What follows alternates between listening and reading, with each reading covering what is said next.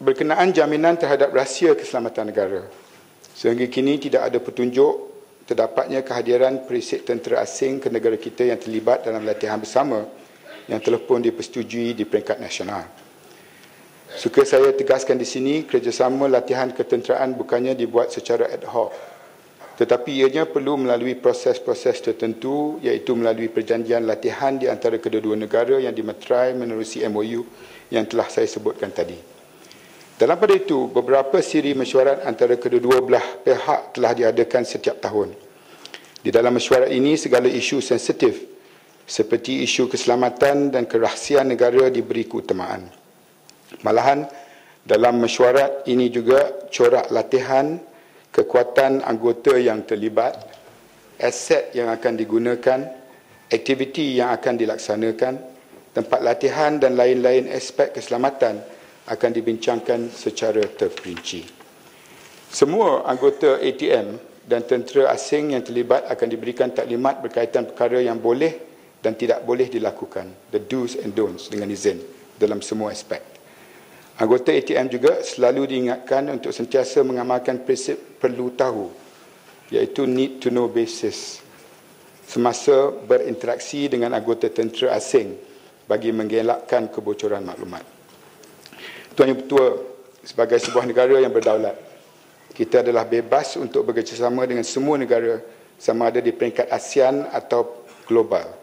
Berkenaan dengan penawaran kemudahan pengkalan tentera laut Sabah untuk menempatkan pesawat P-8 Poseidon milik Amerika Syarikat, pihak kerajaan menafikan sekeras-kerasnya akan kenyataan berkenaan.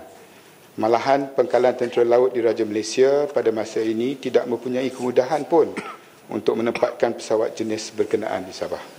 Apakah tindakan yang dilakukan oleh Kerajaan Persekutuan terhadap kenyataan tersebut yang dikeluarkan oleh seorang Laksamana 4 bintang Tentera Laut Amerika Syarikat merangkap penasihat Tentera Laut Utama kepada Presiden Amerika Syarikat?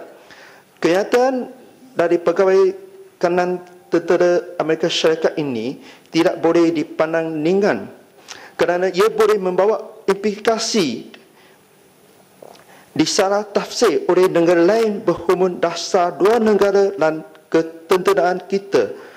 Adakah dengan kebenaran ini kerajaan sedang memberikan isyarat bahawa dasar laut Malaysia sedang diubah daripada negara berkecuali kepada negara yang berpasi kepada kuasa besar dan kesannya terhadap hubungan negara dengan negara Rusia dan China, serta mengapa kerajaan hanya memberikan kebenaran kepada Amerika Syarikat sahaja, bukan kepada negara-negara lain? Minta penjelasan.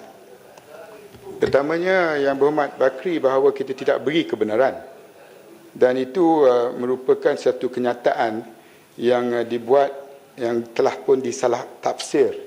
Dan pada 10 September, Vice Admiral Thomas, Commander of the US Navy 7th Fleet, telah menerangkan kepada the Asian Naval Warfare Symposium yang telah pun diadakan di Kuala Lumpur bahawa kenyataan ADM Grenade telah disalah tafsirkan.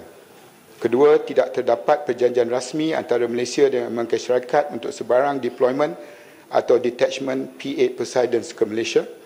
Ketiga, koordinasi detachment P-8 ke Malaysia dibuat secara case by case basis selepas kebenaran detachment diterima.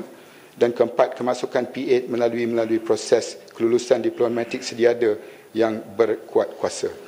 Ini bermakna bahawa tak perlu kita jawab kerana Vice Admiral Thomas, the Commander of the 7th Fleet daripada US sendiri, telah membuat penjelasan bahawa ianya telah disalah taksir dan kenyataan yang telah dibuat tidak benar.